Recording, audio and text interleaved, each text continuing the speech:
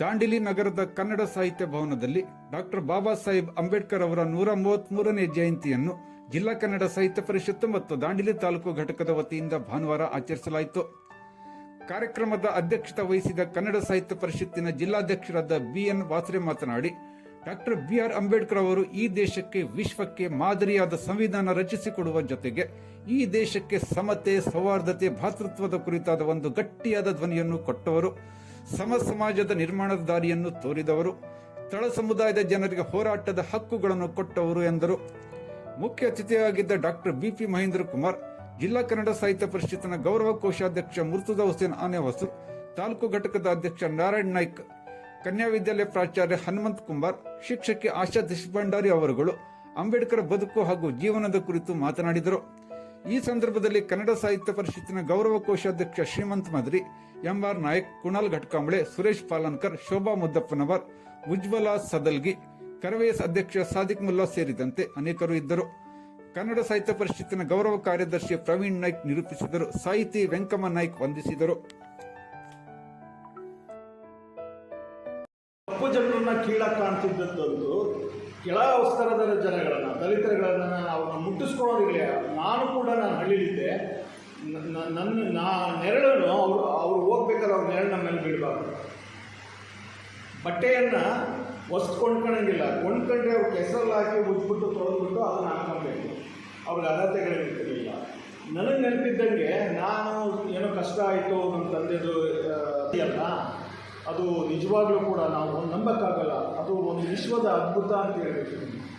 ಇಷ್ಟು ಕ್ವಾಲಿಫಿಕೇಷನ್ ಇದೆಯಲ್ಲ, ಇದು ಒಂದು ವಿಶ್ವದ ಅದ್ಭುತ ಅಂತಲೇ ಹೇಳಬೇಕು. ಯಾಕೆಂದರೆ ಅವರು ಬರ್ಕೊಂಡಿದ್ದಾರೆ, ನಾನು ಅದನ್ನು ಓದಿ ಹೇಳೋಕ್ಕಾಗಲ್ಲ. ಅವರು ಹೇಳ್ಕೊಂಡ್ರು ಕೊಟೇಶನ್ಗಳೆಲ್ಲ ನಾನು ಇಟ್ಕೊಂಡಿದ್ದೆ.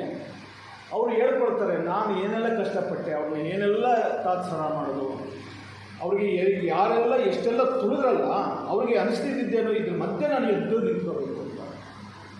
ನನಗೆ ಗೊತ್ತಿದ್ದಂಗೆ ಅವರು ಮಕ್ಕಳೆಲ್ಲ ದುಡ್ಡಿಂದ ಸತ್ತೋಗ್ತಾರೆ.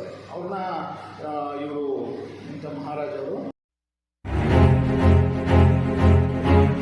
ಹೊಸಕೊಂಡ್ಪ ಗ್ರಾಮದಲ್ಲಿ ಡಾಕ್ಟರ್ ಬಿಆರ್ ಅಂಬೇಡ್ಕರ್ ಸೇನೆಯ ವತಿಯಿಂದ ಸಂವಿಧಾನ ಶಿಲ್ಪಿ ಡಾಕ್ಟರ್ ಬಿಆರ್ ಅಂಬೇಡ್ಕರ್ ಅವರ ಜಯಂತಿಯನ್ನು ಸಡಗರ ಸಂಭ್ರಮದ ನಡುವೆ ಭಾನುವಾರ ಆಚರಿಸಲಾಯಿತು.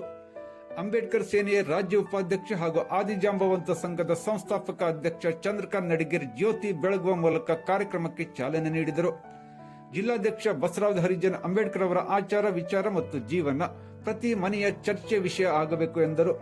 ಈ ಸಂದರ್ಭದಲ್ಲಿ ಗ್ರಾಮ ಪಂಚಾಯಿತಿ ಸದಸ್ಯ ಸುನೀಲ್ ಕಾಂಬ್ಳೆ, ಸದಾಶಿವ ಕಾಂಬ್ಳೆ, ಶ್ರೀನಿತ್ಯ ಕಾಂಬ್ಳೆ, ರೇಣುಕಾ ಮೇಲ್ಗಿರಿ, ಬಸವರಾಜ್ ಟೈಲರ್, ರಾಜೇಶ್ ಕಾಂಬ್ಳೆ, ಹೊನ್ನೂರು ಪಜಾರಿ, ಬಸವರಾಜ್ ಹಂಚಿನಾಳ್, ದ್ಯಾಮಣ್ಣ ಹರಿಜನ್, ಲಕ್ಷ್ಮೀ ಕೇದಾರಿ ಹಾಗೂ ಗ್ರಾಮದ ಹಿರಿಯರು ಮತ್ತು ಸಮಾಜದ ಪ್ರಮುಖರು ಇದ್ದರು. ಜಿಲ್ಲಾ ಉಪಾಧ್ಯಕ್ಷ ಸುರೇಶ್ ಕೇದಾರಿ ಸ್ವಾಗತಿಸಿದರು.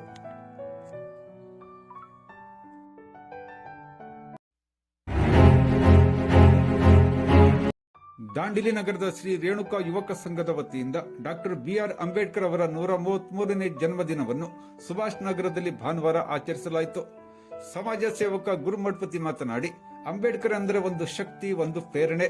ಈ ಹೆಸರಿನಲ್ಲಿ ದೇಶಭಕ್ತಿ ಭಾವನೆ ಅಡಗಿದೆ.